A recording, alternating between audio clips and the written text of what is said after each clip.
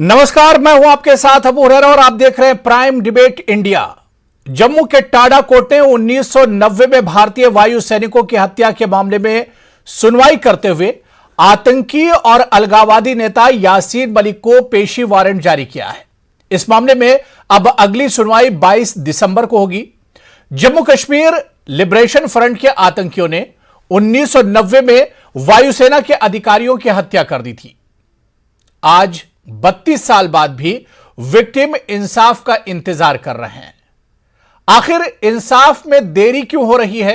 1990 के शहीद भारतीय वायु सैनिक जवानों को इंसाफ कब मिलेगा? आज इसी पर हम चर्चा करेंगे, इसी पर हम बात करेंगे और इस पूरे मामले को समझने की कोशिश करेंगे और इंसाफ में आखिर इतनी देरी क्यों, इस पर भी हम चर्चा करेंगे। बहुत खास मेहमान मेरे साथ जुड़े हुए हैं। बहुत जल्दी अपने मेहमानों का आपसे इंट्रोडक्शन करा देता हूं। मेरे साथ एडवोकेट आर.एस. पठानिया जी हैं, जो कि स्पोक्सपर्सन हैं जम्मू कश्मीर बीजेपी के, और मेरे साथ मेरे सहयोगी मनोज कौल जी हैं, जो कि एडिटर इनपुट हैं जम्मू न्यूज़ 18 जम्मू कश्मीर से।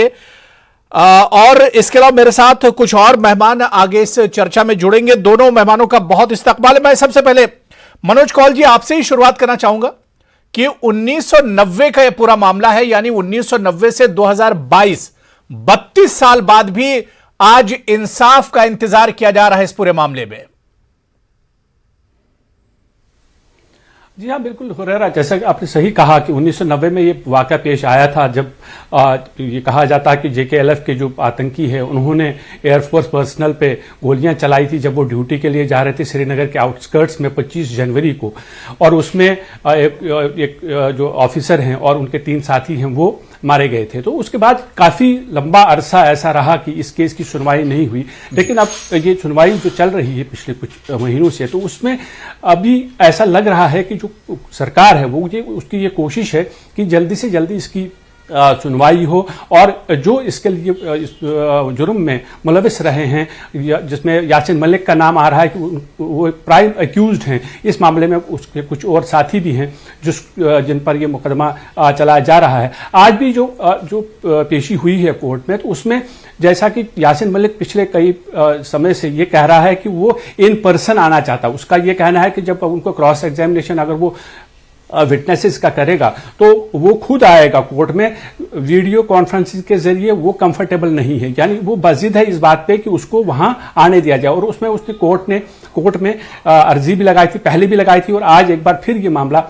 सामने आया जिसमें यह कहा गया कि उसको इन पर्सन आने देना चाहिए ताकि वो अपना पक्ष रख सकें, ताकि वो विटनेसेस का क्रॉस एग्जामिनेशन कर सकें। लेकिन जो सीबीआई की काउंसिल हैं उनका ये मानना है कि वो बिल्कुल इसके खिलाफ है। उनका ये कहना है कि यासीन मलिक को अगर अपना पक्ष रखना है, अगर उसने क्रॉस एग्जामिनेशन करना है विक्टिम्स को, तो उसको आने की इजाज़त नहीं दी जानी चाहिए। उसके लिए वो कई वजूहात बता रहे हैं। सबसे बड़ी वजह ये है कि वो ये कह रहे हैं क्योंकि Yasin Malik terror funding case में एक जो लाइफ इम्प्रिजनमेंट है, लाइफ इम्प्रिजनमेंट के तहत उसको जेल में रखा गया है, तिहाड़ जेल में वो बंद है। और अगर वो जम्मू कश्मीर में आता है, यहाँ उस तरह के हालात नहीं हैं, अगर वो यहाँ कोर्ट में आता है तो सिक्योरिटी के भी कुछ कंसर्न्स हैं, जिसकी वजह से यासीन मलिक को बेटर ये है कि वो तिहाड़ जेल में वीडियो कॉन्फ्रेंसिंग के जरिए ही जो विटनेसेस हैं उनका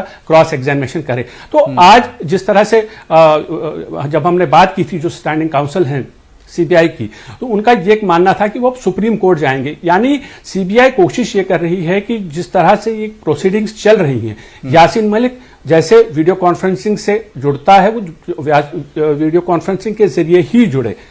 वही दूसरी तरफ यासीन मलिक इस बात पे अड़ा हुआ है कि नहीं, उसको इन पर्सन आने देना चाहिए। अब ये देखना पड़ेगा कि सुप्रीम कोर्ट जब गई है सरकार या सीबीआई, तो सुप्रीम कोर्ट से किस तरह का आदेश आता है, उसके बाद आगे की जो कार्रवाई है उस पर कुछ कहा जा सकता है कि मतलब बिल्कुल मनोज, मामला भी यहां पर यह उलझता नजर आ रहा है क्योंकि उसे फिजिकली आना चाहिए या नहीं आना चाहिए, और सीबीआई चाहती है कि एक तरह से इसके खिलाफ है, लेकिन अब सुप्रीम कोर्ट में क्या कुछ रुख होगा इसे भी देखना बहुत अहम होगा।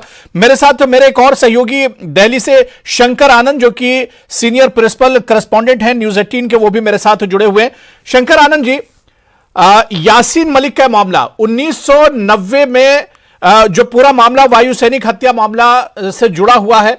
अब जो चीजें यहां पर मनोज कौल बता रहे थे कि मामला यहां पर पेंच ये फंसा हुआ है कि यासीन मलिक चाहता है कि उसे फिजिकली एक तरह से कोर्ट में पेश किया जाए जम्मू में, लेकिन सीबीआई इसके लिए राजी नहीं है। एक पेच यहां पर फंस रहा है।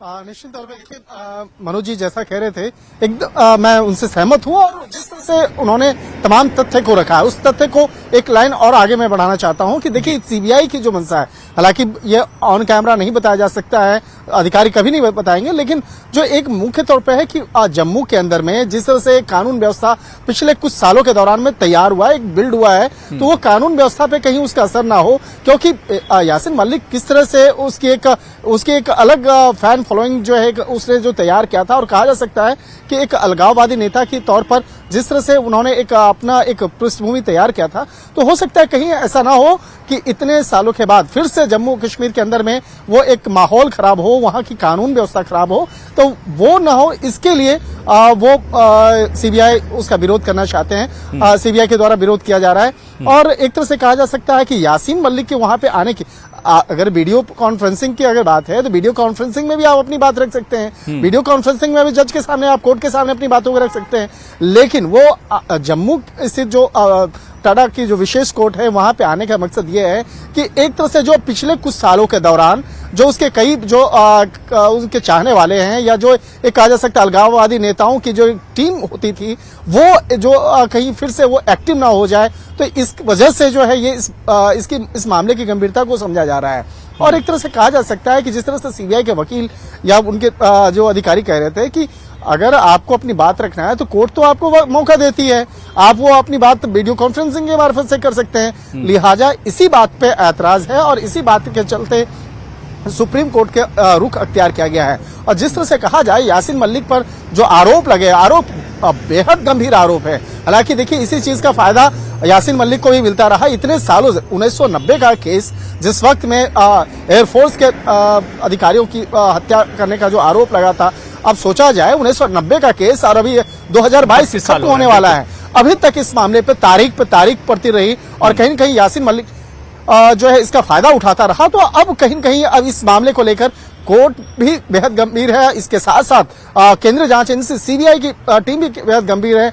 इस मामले पर उचित जो सजा है वो होनी चाहिए, और उसके लिए मुकर्रर सजा करने के लिए जो कोर्ट की जो सुनवाई है वो एक कायदे से होनी चाहिए। अब यहाँ से आप जम्मू लेके जाते हैं, जम्मू के अंदर में जो एक कहा जा सकता है अगर वहां पे किसी तरह की दिक्कत हो जाए तो फिर उसका खामियाजा भुगतना पड़ेगा। सीबीआई कोई रिस्क नहीं लेना चाह रही है, बिल्कुल एडमिनिस्ट्रेशन और खासतौर से सीबीआई जो है वो किसी तरह का रिस्क इसमें नहीं लेना चाह रही है। लेकिन अब बड़ा सवाल ये उठता है कि अगर वो फिजिकल नहीं आता है क्योंकि वो फिजिकल पेश होना चाहता है, और सीबीआई की जिद है कि वीडियो कॉन्फ्रेंसिंग के जरिए, तो इसमें कहीं ना कहीं जो देरी हो रही, जो 32 साल तक देरी हुई है, हालांकि बीच में हमने देखा कि 1995 से 2019 तक तो बिल्कुल ठंडे बस्ते में पूरा मामला पड़ा हुआ था।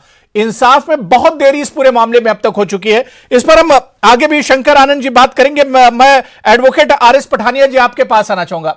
आर.एस. पठानिया जी, इस तरह के मामलों को लेकर क्या कुछ कहेंगे? क्या आपको लगता है कि इस तरह के मामलों में पॉलिटिक्स भी हुई है, राजनीति भी हुई है? क्योंकि 32 साल पुराना मामला है, लेकिन इंसाफ अभी भी अधूरा है। आपने ठीक कहा। एक पहलू तो ऐसा है भाई साहब कि जिस पे मेरे साथियों ने बात की है कि उनको वीडियो कॉन्फ्रेंसिंग से इस ट्रायल में पार्टिसिपेट करने का ऑप्शन दिया जाए, या जैसे आज उनका प्रोडक्शन वारंट आज टाडा कोर्ट ने जारी किया है, वो एक आर्गुमेंट है। और मेरा ख्याल है दैट्स ए स्मॉलर आर्गुमेंट, वो चर्चा का विषय होना ही नहीं चाहिए। चर्चा का विषय ये होना चाहिए कि 1990 के केस में 2020 में चार्जेस फ्रेम किए जाते हैं। क्या 20-30 वर्ष लगेंगे चार्जेस फ्रेम करने के लिए?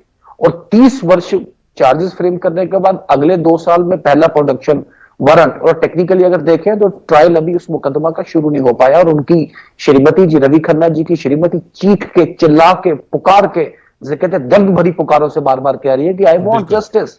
और ये इंसाफ का एक प्रिंसिपल है कि justice should not only be done, justice should appear to have been done, लगे भी है कि इंसाफ है।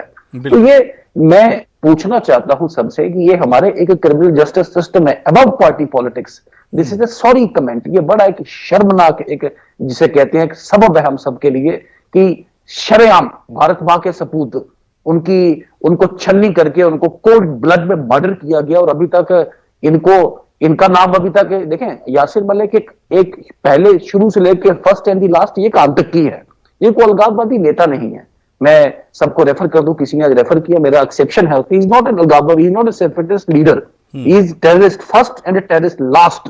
एंड जिसे कहते हैं जो अजमल कसाब के साथ या बाकी जिन लोगों के साथ जैसे भारत की कानूनी प्रक्रिया ने डील किया वहां पे करना चाहिए। लेकिन अब बात यह है कि आप देखें एक जिसे कहते हैं एक हाई हेडेडनेस। आप इनका इंटरव्यू देखेंगे अगर 2014 में कि टेलीविजन चैनल को दे रहे, कह रहे हैं मैंने 7 प्रधानमंत्रियों के साथ मुझे काम करने का मौका मिला। क्या बात है, एक आतंकी कह रहा है कि मुझे 7 प्रधानमंत्रियों के साथ काम करने का मौका मिला है। फिर कह रहा है कि भारत के प्रधानमंत्रियों ने पाकिस्तान के कुछ नेताओं के साथ मेरी बैठकें, मेरी जो मीटिंग्स है वो फैसिलिटेट की। माय गॉड, क्या ये तो जिसे कहते हैं ये तो जमीन पैरों के तले से निकल जाती है। इस तरीके का संरक्षण, क्या इतने सॉफ्ट है हम? क्या हमें इतना डर है उन लोगों से जो भारत मां की जिसे कहते हैं छाती को छलना करके यहाँ पे आतंकवाद, यहाँ पे टेररिज्म फैला रहे हैं?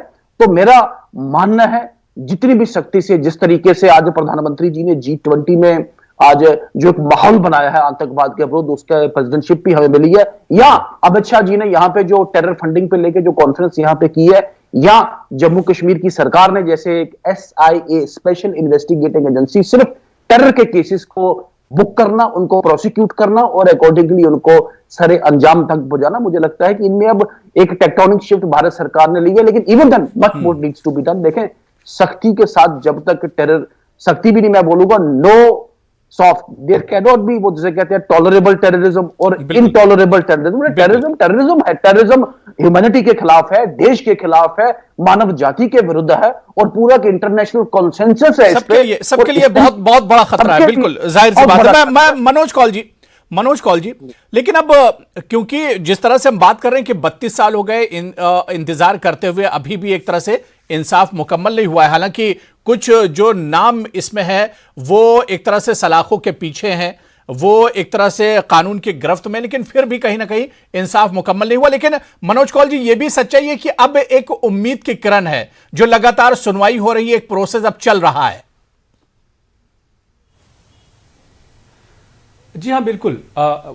अभी देर तो हुई है, उसमें कोई शक नहीं है। 90 का मामला है, 32 साल तक इंसाफ नहीं हुआ। इससे पहले चार्जशीट बनाने में भी इतना टाइम लगाया गया, उसके क्या कारण है क्या नहीं है हम उस पर नहीं जाएंगे। अब जो प्रेजेंट सिचुएशन है वो ये है कि इस केस की अब सुनवाई हो रही है। हमने देखा कि हर महीने लगभग इसकी सुनवाई हो रही है। पिछले 3 महीने से लगातार हम देख रहे हैं कि हर महीने इसकी सुनवाई हो रही है। और कोशिश कोर्ट की ये है कि इस मामले में जितने जो लोग इन्वॉल्व हैं उन्हें कानून के हिसाब से, कानून के मुताबिक सजा दी जाए। और उससे एक बड़ी बात ये सामने आती है कि जो परिवार हैं, जिन लोगों के परिवारों को इन्होंने उजाड़ दिया था, चाहे वो स्क्वाड्रन लीडर रवि खन्ना हूं या बाकी जो 3 और साथी थे जो इसमें मारे गए थे, उनको एक उम्मीद जरूर बन गई है। हालांकि उनका भी ये कहना है कि काफी देर हो चुकी है, लेकिन जिस तरह से अब सुनवाई हो रही है, जिस तरह से हियरिंग्स हो रही है, उससे उनमें एक उम्मीद ये जाग गई है कि अब जिस तरह से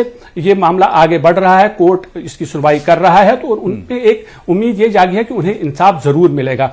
और दूसरी तरफ जो अगर हम सरकार की बात करेंगे या सीबीआई की बात करेंगे, जो सीबीआई इसको हैंडल कर रही है, वो सरकार का पक्ष रख रही है टाड़ा कोर्ट में, तो सीबीआई की भी ये कोशिश है कि जल्दी से जल्दी इस केस को आगे बढ़ाया जाए। और कोर्ट में भी, जैसे मैंने पहले जिक्र किया, कि कोर्ट का भी ऐसा ये लग रहा है, एक अप्रोच ऐसा है कि इस मामले में क्योंकि पहले ही बहुत देर हो चुकी है, इसलिए ज्यादा और देर नहीं होनी चाहिए। हाँ, ये जरूर है कि जो इंडियन जुडिशरी है, जो हमारा जुडिशियल सिस्टम है, उसमें कोई भी कदम जल्दबाजी में नहीं उठाया जाएगा। कोशिश हमेशा ये रही है इंडियन जुडिशियल सिस्टम की कि जो भी पार्टीज हैं, जो भी इन्वॉल्व पार्टीज हैं, उन्हें पूरा मौका दिया जाए। जैसा कि यासीन मलिक या उसके जो बाकी साथी हैं, उनको मौका दिया जा रहा है कि वो अपना पक्ष रखें, वो अपनी बात रखें, वो अगर उनको अपने बचाव में कुछ कहना है तो वो सामने रखें। और साथ में जो सीबीआई है, जो केस लड़ रही है, उनको भी एक मौका दिया जा रहा है।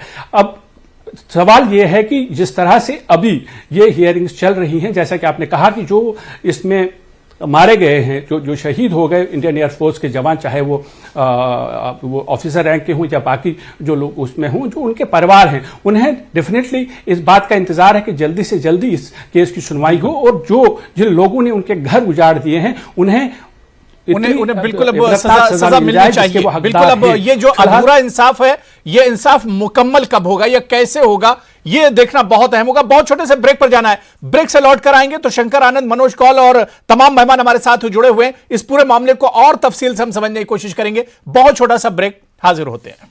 तो प्राइम डिबेट में आज हम बात कर रहे हैं 1990 के टेरर अटैक के, जिसमें वायुसेना के 4 ऑफिसर एक तरह से शहीद हो गए थे और यह आतंकी हमला था जिसमें जेकेएलएफ सरबराह यासीन मलिक भी एक तरह से शामिल था और कई बड़े नाम थे जो इस टेरर हमले में एक तरह से शामिल थे। लेकिन सवाल ये उठता है कि 30 साल 32 साल इस पूरे मामले को गुजर गए हैं, लेकिन अभी भी इंसाफ अधूरा है। हालांकि जिन लोगों ने यह गुनाह किया था वो जरूर कैद में है, वो जरूर गिरफ्त में है, लेकिन अभी भी इंसाफ अधूरा है। इसी पूरे मामले पर आज हम चर्चा कर रहे हैं क्योंकि आज फिर यासीन मलिक की एक तरह से पेशी होनी थी जम्मू में, लेकिन फिजिकली वो एक तरह से हाजिर नहीं हुए। अब ये पूरा मामला एक इसमें अड़चन जरूर है कि उसे फिजिकली पेश किया जाए या ना पेश किया जाए और सीबीआई हालांकि इसके खिलाफ है। मैं ब्रेक के बाद शंकर आनंद आपके पास आना चाहूंगा। शंकर आनंद, इस पूरे मामले में हम देखते हैं अड़चन तो जरूर है, लेकिन अगर बात इंसाफ की जाए तो 32 साल गुजर चुके हैं, अभी भी इंसाफ मुकम्मल नहीं हुआ और कहा जाता है कि इंसाफ में अगर देरी हो तो वो भी एक तरह से नाइंसाफी होती है। अब सवाल ये उठता है कि जम्मू कश्मीर से लेकर दिल्ली तक ये पूरा मामला है, इसमें अब आगे क्या कुछ होगा? सुप्रीम कोर्ट अब ये मामला एक तरह से पहुंच रहा है, तो अब आगे इसमें होगा क्या?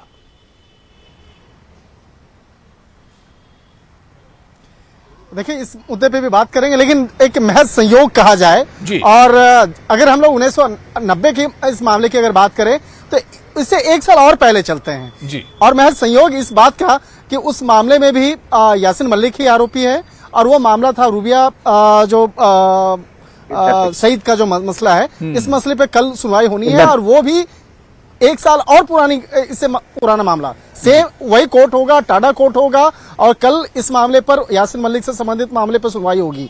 और देखिए, ये दोनों मामले में एक देखा जाए, यासीन मलिक ये एक वही शख्स, एक वही आरोपी जिसको आज जिसके खिलाफ एनआईए के कोर्ट फैसला सुना चुकी है 25 साल का सजा 2 अलग अलग मामलों में।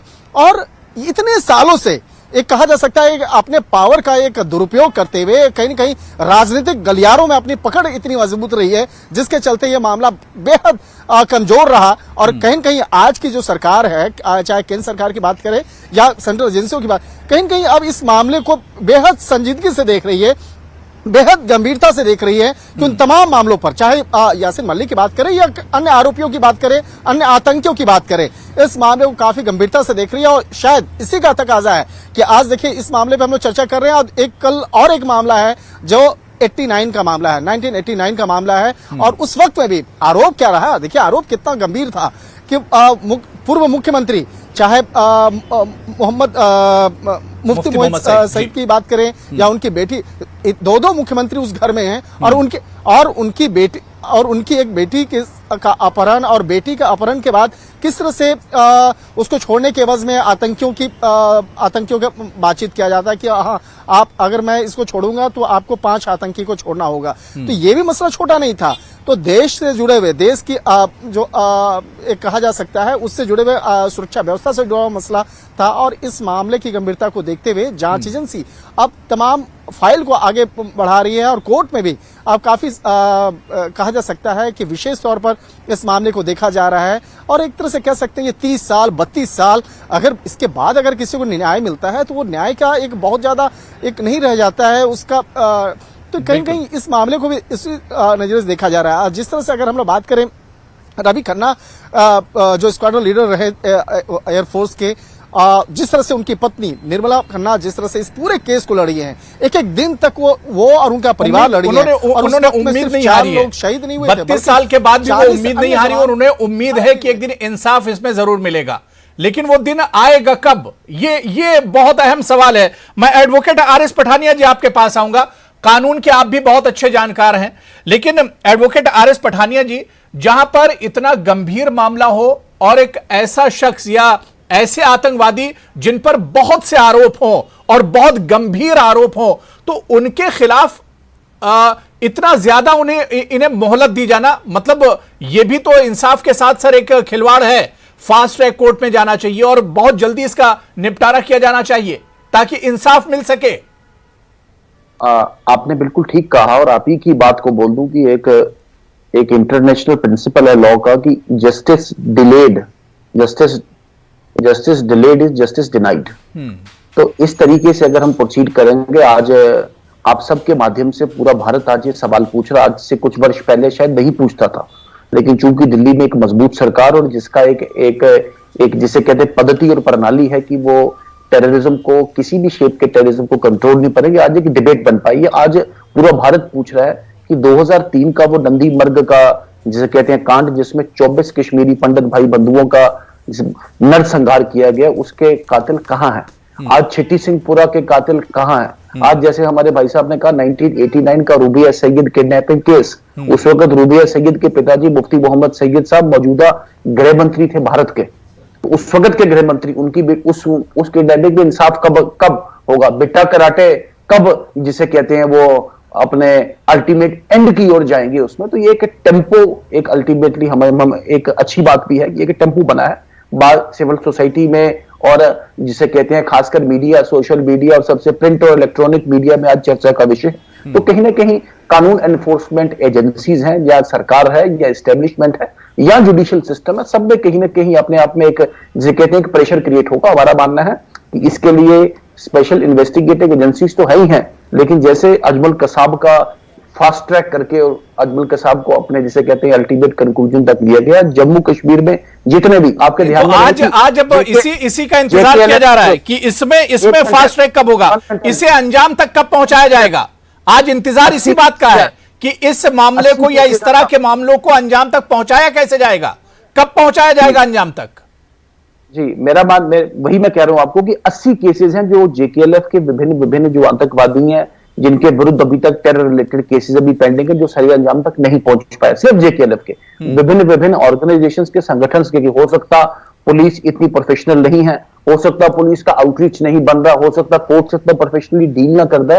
तो हमारा मानना है इसका सीधा सा सोल्यूशन है एक separate investigative agency, separate trial courts, और एक रूथलेस जिसे कहते हैं सरकार और एस्टेब्लिशमेंट जो एक मन बना ले कि टेररिज्म वाले केस को सही अंजाम तक, जैसे मेरा मानना कि निर्भया में एक जिसे कहते हैं एक 376 पे रेप पे एक नेशनल कॉन्सेंसस बना, और रेप वाले केस में एक नया कानून उभर के आया। मुझे लगता है एक नया एस्टेब्लिशमेंट चाहे उस केस को इन्वेस्टिगेट करना, फिर उस केस को चार्जशीट करना, और फिर इस केस को जिसे कहते हैं प्रोसिक्यूट करके ट्रायल करके कोर्ट में चलाना, और जल्द से जल्द उसको मुलजिम को सही अंजाम तक जाना। इस पे पूरे देश को सोचना पड़ेगा, और सोच रहे हैं, ऐसा माहौल बन रहा है मुझे लगता है।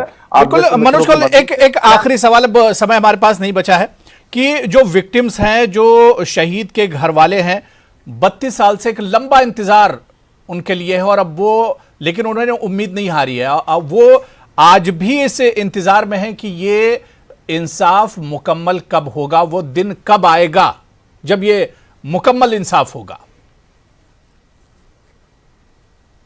जी हाँ, बिल्कुल। देखें, जिनके घर उजड़े हैं तो डेफिनेटली उनके ऊपर क्या बीती है वो ज्यादा सब वही जानते हैं। तो बोलता है कि जिस तन लागे वो तन जाने, तो जो उन पे बीती है वो जानते हैं। हम सिर्फ उसकी कल्पना कर सकते हैं कि ऐसा हुआ होगा, फिर इस तरह की प्रॉब्लम्स रही होंगी, या इस तरह का जो दुख उन्होंने झेला होगा। लेकिन ये ज़रूर है कि जिन पे बीती है, तो वो डेफिनेटली एक सबसे बड़ी बात उनकी ये है कि उन्होंने हिम्मत नहीं हारी, वो लड़ते रहे, और अभी भी वो इस इंतजार में हैं, और उन्हें उम्मीद है, उन्हें आशा है कि उन्हें इंसाफ जरूर मिलेगा।